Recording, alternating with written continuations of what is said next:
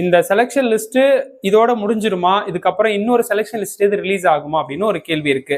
நல்ல மார்க் எடுத்துமே சரியான அழைப்பாணை வரல அப்படின்னு மன வருத்தத்துல இருக்கிறது புரியுது. இந்த ரெண்டு சந்தேகத்தையும் நிவர்த்தி பண்றதுக்கு ரெண்டு விதமான பதில் நான் சொல்லிடுறேன். அனைவருக்கும் வணக்கம்.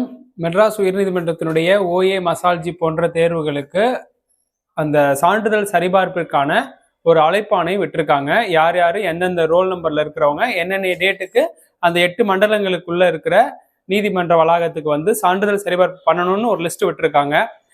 இதுல பல நபர்களுக்கு நல்ல மார்க் எடுத்துமே சரியான அழைப்பாணை வரல அப்படின்னு மன வருத்தத்துல இருக்கிறது புரியுது. ஸோ அந்த ஒரு விஷயத்தை கிளியர் பண்றதுக்கு தான் இந்த வீடியோ கொடுக்குறேன். இதுல ஒரு விஷயத்த நாம யூகத்தின் அடிப்படையிலையும் இன்னொரு விஷயத்த வந்து இதுக்கு முன்பு நடந்த அனுபவங்களோட அடிப்படையிலையும் நம்ம சொல்லிடுவோம். இது உங்களுக்கு ஒரு கிளாரிட்டி கொடுக்கும். உங்களுடைய அந்த ஒரு மனநிலைமை வந்து ஒரு கன்ஃபியூஸ்டான மனநிலைமை இருப்பீங்கல்ல, அந்த கன்ஃபியூஸை வந்து இது ஒரு கிளியர் பண்ணணும்னு நினைக்கிறேன். ஸோ முதல்ல பாருங்க, இப்போ அந்த முதல் கட்ட சான்றிதழ் சரிபார்ப்பு அப்படின்னு ஒன்று கொடுத்துருக்குறாங்க. இதுல உங்களுக்கு நிறைய சந்தேகங்கள் இருக்கு. என்ன இருக்கு அப்படின்னா, நான் வந்து 90 மார்க் வரைக்கும் எடுத்திருக்கேன், 90க்கு மேல கூட சில நேரம் எடுத்திருக்கிறேன். எனக்கு செலெக்ஷன் லிஸ்ட்ல பேர் வரல, சான்றிதழ் சரிபார்ப்புக்கு வரல, என்ன ரீசனா இருக்கும் அப்படின்னு ஒரு சில கேள்விகள். அதுக்கப்புறம் பாத்தீங்க அப்படின்னா, இந்த செலெக்ஷன் லிஸ்ட் இதோட முடிஞ்சிருமா, இதுக்கப்புறம் இன்னொரு செலெக்ஷன் லிஸ்ட் எது ரிலீஸ் ஆகுமா அப்படின்னு ஒரு கேள்வி இருக்கு. அதனால இந்த ரெண்டு சந்தேகத்தையும் நிவர்த்தி பண்றதுக்கு ரெண்டு விதமான பதில் நான் சொல்லிடுறேன். முதல்ல, இது ஒரு யூகமான பதில் தான். 2வது கட்டம் அல்லது இறுதி கட்ட சான்றிதழ் சரிபார்ப்பு அழைப்பாணை வெளியாகலாம். இது வந்து ஒரு கொஸ்டின் மார்க் தான். ஏன் அப்படி சொல்றோம் அப்படின்னா, இதுல முதல் கட்ட சான்றிதழ் சரிபார்ப்பு அவங்க நேரடியா சான்றிதழ் சரிபார்ப்புன்னு கொடுத்திருந்தாங்கன்னா ஃபைனலா விட்டுட்டாங்கன்னே வச்சுக்கலாம்.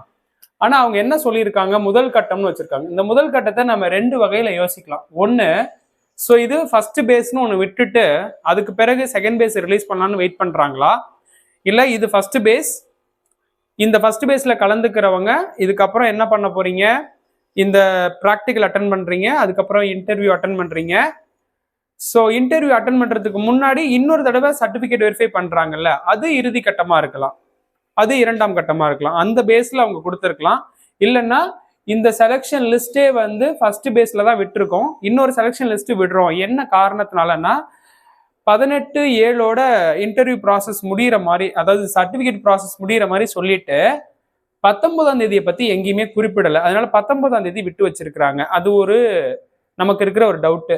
2வது என்னன்னா, இந்த முதல் கட்ட சான்றிதழ் சரிபார்ப்பு காலையில 9 மணிக்கு ஒரு தடவையும் 12 to 12:30 ஒரு தடவையும் நடக்குதுன்னு போட்டிருக்கிறாங்களே தவிர, அதுக்கப்புறம் ஈவினிங் டைம் அந்த ஒரு 3:30 மணி 4:30 மணிங்கிற டைம் அங்க மென்ஷன் பண்ணல ஒவ்வொரு டேட்லயுமே.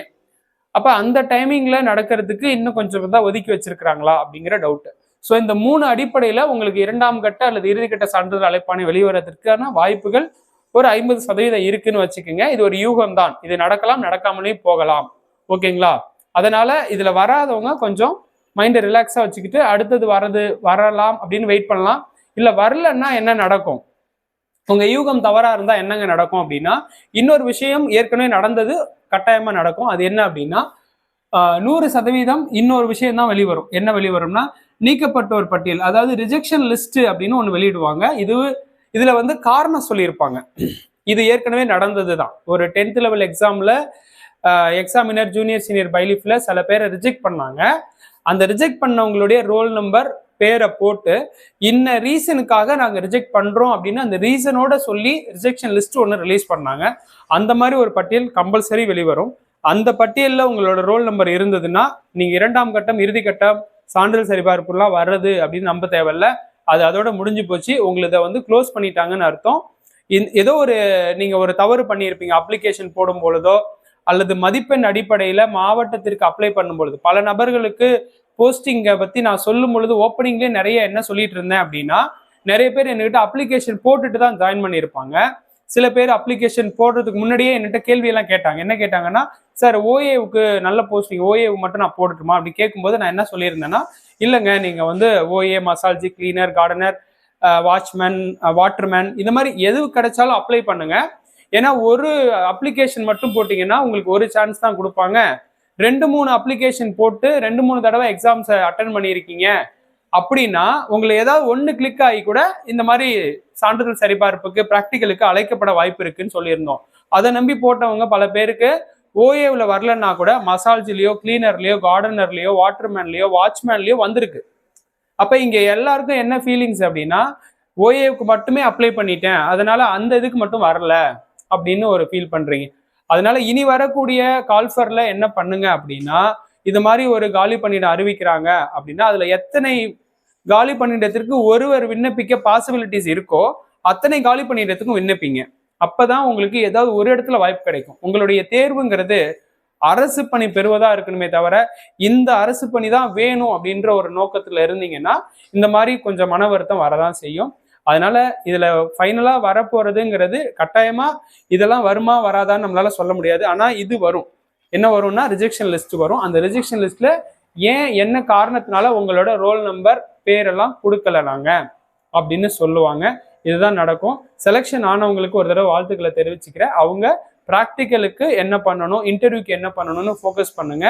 அதே மாதிரி சர்டிபிகேட்ஸ் என்னென்ன இருக்குங்கிறதையும் என்னென்ன வேணுங்கிறதையும் முன்னாடியே ஒரு காணொலியில கொடுத்துருக்கேன். அதையும் போய் பாருங்க.